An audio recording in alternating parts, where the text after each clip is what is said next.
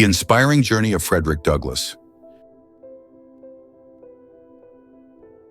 Few stories in American history are as inspiring and transformative as that of Frederick Douglass, a man born into slavery who rose to become one of the most eloquent voices for freedom and equality.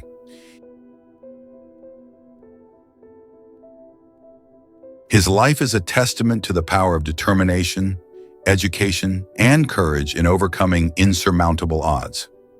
Frederick Augustus Washington Bailey was born in February 1818 on a plantation in Talbot County, Maryland. Like many enslaved people, he was separated from his mother at an early age and knew little about his father, rumored to be his white enslaver.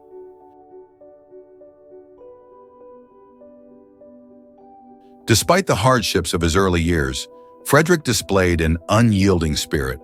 At the age of 8, Douglass was sent to Baltimore to work for the Auld family. Here, Sophia Auld, the wife of his enslaver, began teaching him the alphabet, defying the norms that sought to keep enslaved individuals uneducated. Don't forget to subscribe, like us, turn on the notification bell, and comment.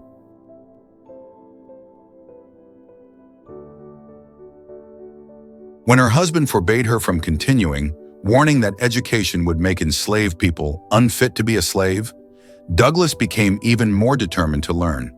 He taught himself in secret, befriending white children and trading bread for lessons.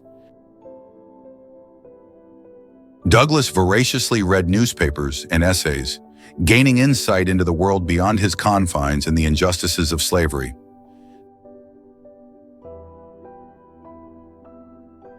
This thirst for knowledge solidified his belief that education was the key to freedom.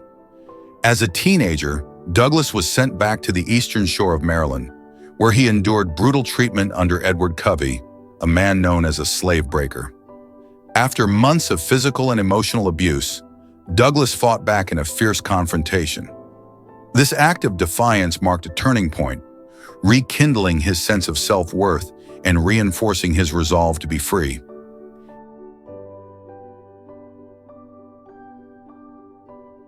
In 1838, at the age of 20, Douglass escaped slavery disguised as a sailor and armed with borrowed identification papers. Don't forget to subscribe, like us, turn on the notification bell, and comment.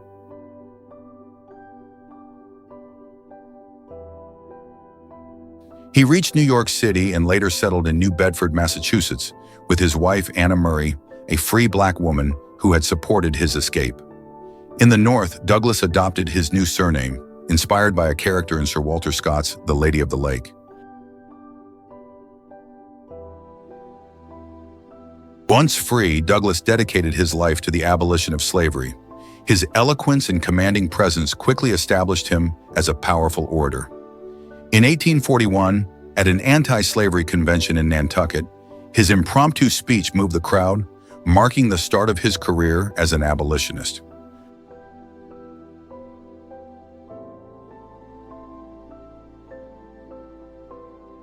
Douglass joined the Massachusetts Anti-Slavery Society, traveling extensively to lecture on the horrors of slavery. Despite facing threats and violence, he refused to be silenced. In 1845, he published his first autobiography, Narrative of the Life of Frederick Douglass, an American Slave. The book became a bestseller, offering a searing indictment of slavery and earning Douglass international acclaim. However, its success also exposed him to the risk of recapture by his former enslavers.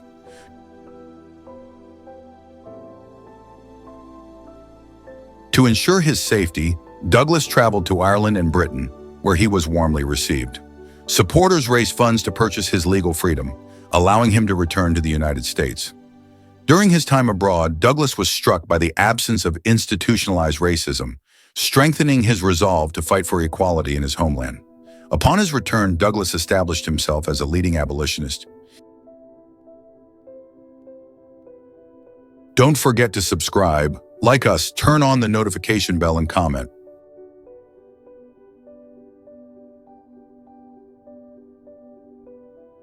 In 1847, he founded the North Star, a weekly newspaper dedicated to anti-slavery advocacy.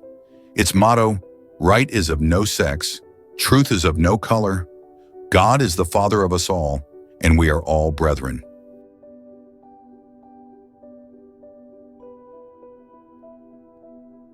Encapsulated his vision for an inclusive and just society. Douglass's activism extended beyond abolition.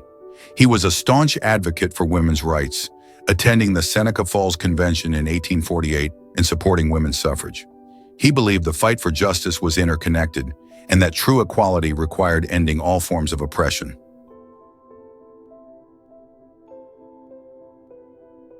During the Civil War, Douglass worked tirelessly to advance the Union's cause and ensure the war would lead to the abolition of slavery. He met with President Abraham Lincoln to advocate for the enlistment of black soldiers and their fair treatment in the Union Army. Douglass's efforts contributed to the formation of the United States Colored Troops, which played a crucial role in the Union's victory.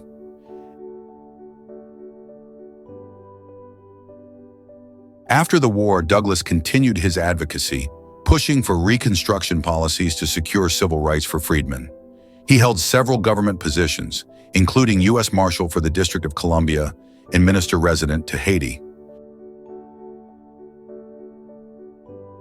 Don't forget to subscribe, like us, turn on the notification bell, and comment.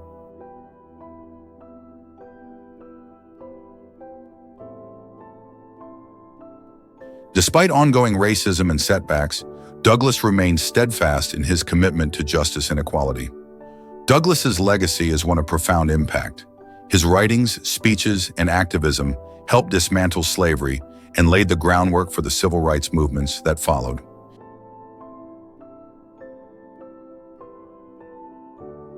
He demonstrated the transformative power of education and the importance of using one's voice to challenge injustice. As he famously said, "If there is no struggle, there is no progress."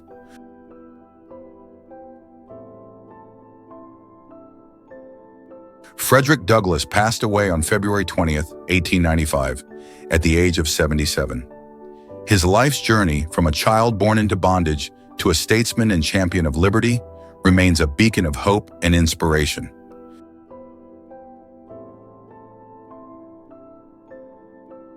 Douglass's story reminds us that even in the face of unimaginable adversity, the human spirit can rise, break chains, and transform the world.